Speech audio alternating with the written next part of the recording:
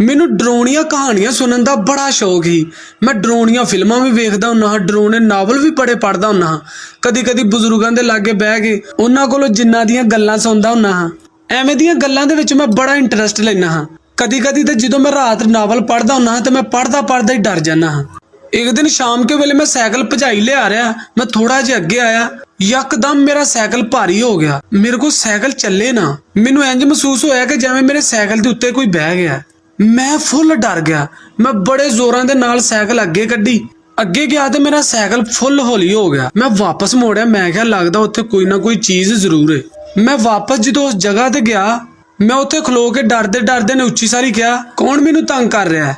ਜੋ ਕੋਈ ਵੀ ਹੈ ਮੇਰੇ ਸਾਹਮਣੇ ਆਵੇ। ਲੇਕਿਨ ਕੋਈ ਨਾ ਆਇਆ। ਜਦੋਂ ਮੈਂ ਥੱਲੇ ਧਿਆਨ ਮਾਰਿਆ, ਮੇਰਾ ਤੇ ਹਾਸਾ ਹੀ ਨਿਕਲ ਗਿਆ। ਮੈਂ ਵੇਖਿਆ ਥੱਲੇ ਕਿੰਨੀ ਸਾਰੀ ਰੇਤ ਇਕੱਠੀ ਹੋਈ ਸੀ ਤੇ ਉੱਥੇ ਮੇਰਾ ਸਾਈਕਲ ਫਸਦਾ ਸੀ।